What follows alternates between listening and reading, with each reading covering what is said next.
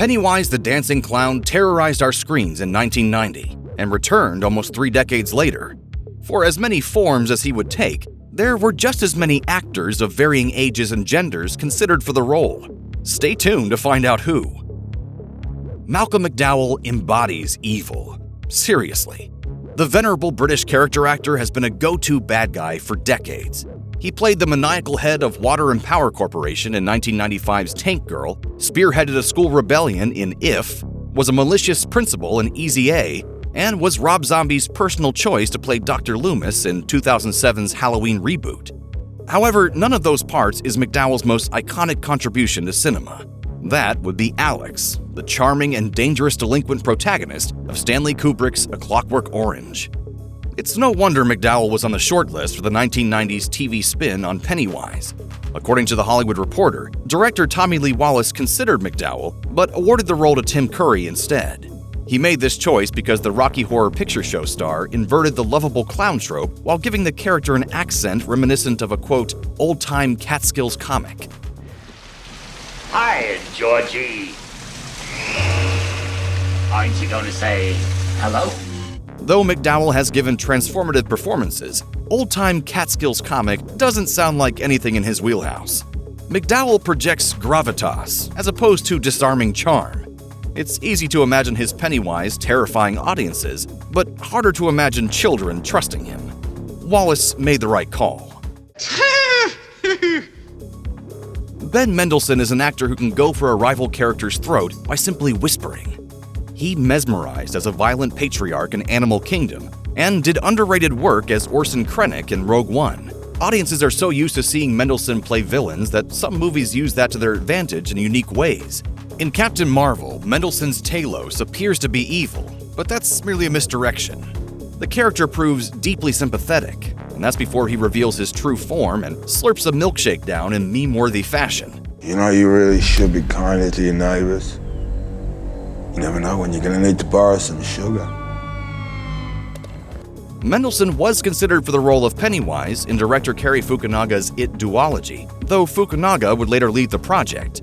This take on the character would have been much different from Tommy Lee Wallace and Tim Curry's interpretation. Fukunaga told Variety, the main difference was making Pennywise more than just the clown.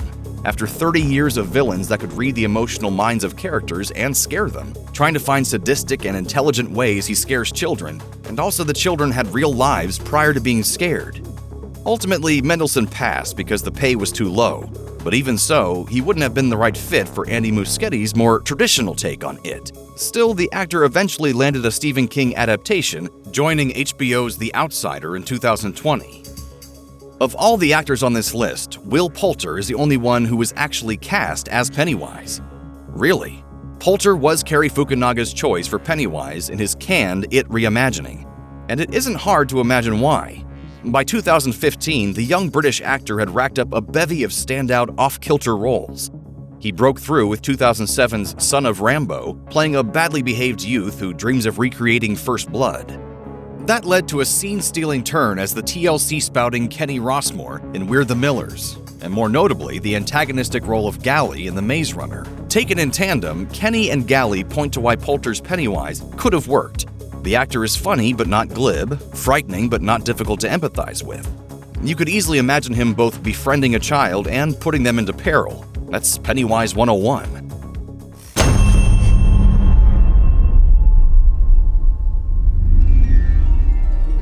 Hello, Vicky. So, Poulter got the job, and it remained in his court even as Fukunaga's involvement with the project faltered. In a 2017 interview with Deadline, It director Andy Muschietti revealed he approached Poulter about staying on as Pennywise, but the actor's enthusiasm for the role had waned. Muschietti admitted, Will basically expressed a feeling that he had slowly disengaged from playing that character that was so dark and terrifying.